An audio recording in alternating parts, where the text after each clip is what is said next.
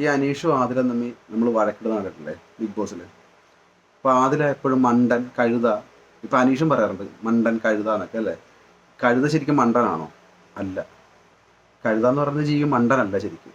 കഴുത എന്ന് പറയുന്നത് നമ്മളിപ്പം അതിനെ പണി ചെയ്യിപ്പിക്കുമ്പോൾ അത് ഓപ്പോസിറ്റ് ഡയറക്ഷനിൽ, ഇപ്പം ഫ്രണ്ടോട്ട് പോകാൻ പറഞ്ഞത് ഓപ്പോസിറ്റ് ഡയറക്ഷനിലേ ചെയ്യത്തുള്ളൂ. കാരണം അത് മണ്ടനായതല്ല, അതിനത് താല്പര്യമില്ല, ചെയ്യത്തില്ല. അത് നിങ്ങൾ മണ്ടൻ എന്ന് വിളിക്കുന്നത് ഒരു, ഇപ്പം ആദില തന്നെ, ആദില ഒരു ലെസ്ബിയനാണ്. ഇപ്പം നാട്ടു നടപ്പനുസരിച്ച് ആദില കല്യാണം കഴിച്ചിട്ടില്ല. ആദിലയുടെ ഇഷ്ടത്തിനാണ് ആദില ജീവിച്ചിരിക്കുന്നത് അല്ലേ. ആദിലയും നൂറേയും ജീവിച്ചിരിക്കുന്നത് ആദിലയുടെ ഇഷ്ടത്തിനാണ്. അപ്പോൾ ആദിലേനെ ആൾക്കാർ കഴുതാന്ന് വിളിച്ചാൽ, അതായത് നിങ്ങൾ ആൾക്കാർ പറയുന്നത് കേൾക്കാൻ താല്പര്യമില്ലാത്തവരെല്ലാം കഴുതകളാണോ, മണ്ടന്മാരാണോ? സ്വന്തമായിട്ടാണ് ചിന്തിക്കേണ്ടത്. അതുപോലെ തന്നെ കഴുതകൾ എന്ന് പറയുന്നത് വളരെ ഇണക്കമുള്ള ജീവികളാണ്. അത് ആരെയും ഉപദ്രവിക്കാത്ത ജീവികളാണ്. കുതിരേനെ അപേക്ഷിച്ച് കഴുതയും കുതിരയും ഏകദേശം ഒരു ഫാമിലി ആ ബോർഡറിൽ വരുന്നതാണെങ്കിൽ പോലും കുതിരകളെ അപേക്ഷിച്ച് അഗ്രസീവായിട്ടുള്ള ജീവിയല്ല കഴുതകൾ. അതുകൊണ്ടാണ് പൊതുവെ അതുങ്ങളെ എല്ലാവരും യൂസ് ചെയ്യുന്നത്.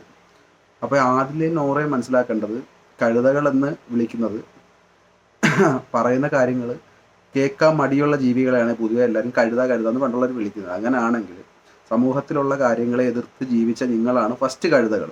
ഓക്കെ.